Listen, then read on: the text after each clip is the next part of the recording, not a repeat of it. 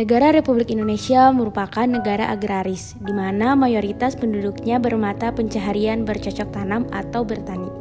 Demikian pula halnya dengan penduduk Kecamatan Pangalengan pada khususnya di Desa Warnasari, yang pada umumnya sejak zaman dahulu dikenal dalam komoditi sayur mayur dan peternak sapi perah.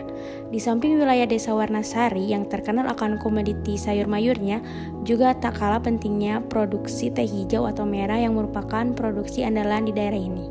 Bahkan sudah terkenal sejak zaman penjajahan Belanda. Pada tahun 1920 dibentuklah wilayah pemerintahan Desa Palayangan. Pada saat itu berlokasi di Kampung Kandang Sapi atau Sirnasari sekarang. Dan pada tahun 1954 kantor desa dipindahkan ke Kampung Pulo. Kemudian dengan kesepakatan berbagai pihak, tepatnya sekitar tahun 1961 sampai dengan 1962 dipindahkan ke Kampung Cibenying dan diubah namanya menjadi Desa Warnasari. Dan dibangunkan bangunan kantor dan aula yang baru atas partisipasi dan gotong royong masyarakat pada waktu itu. Seperti halnya pepatah Martinus Antonius Vesalius Brouwer yang mengatakan bahwa bumi Pasundan lahir ketika Tuhan sedang tersenyum. Menurutku, Desa Warnasari pun terlahir ketika Tuhan sedang berbaik hati.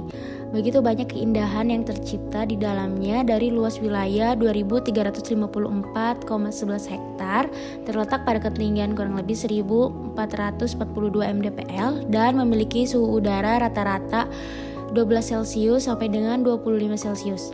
Namun akan sedikit kuceritakan bagaimana bumi ini mampu memanjakan mata bagi yang mengunjunginya. Desa Warnasari terbagi atas 3 dusun dan lokasi kelompok kami berada di dusun 1 dengan jumlah penduduk laki-laki 1.406 jiwa dan jumlah penduduk perempuan 1.273. Dengan batas geografis sebelah utara dengan dusun 3, barat dengan kehutanan, sebelah selatan dengan dusun 2, dan sebelah timur dengan desa. Tempat yang paling mungkin sering kali terdengar di desa ini adalah situ Cileunca. Sebelum menjadi danau, kawasan tersebut milik pribadi seorang Belanda yang bernama Kuhlan.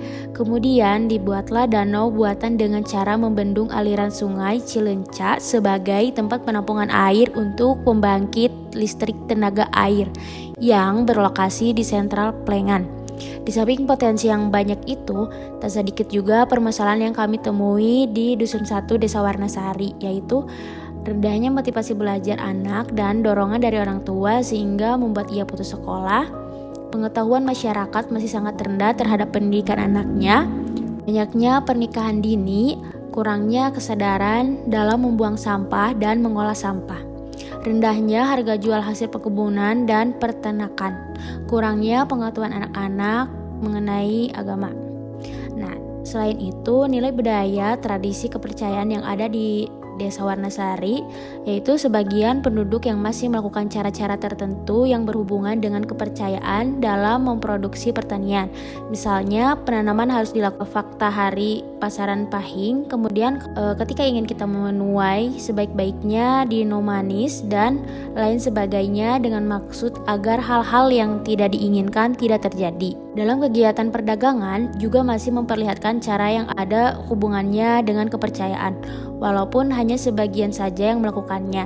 Cara-cara yang digunakan dalam hal ini antara lain menghitung kapan mulai dagang dan lain sebagainya. Tetapi dengan adanya kami di Desa Warnasari ini, kami UIN Sunan Gunung Jati Bandung dan UIN Sunan Kalijaga Yogyakarta yang sebagai fasilitator serta edukator dalam penyelesaian masalah di Desa Warnasari dalam program kuliah kerja nyata dengan tema moderasi beragama sehingga masyarakat diharapkan merasa terbantu untuk kehidupan yang lebih maju dan harmonis.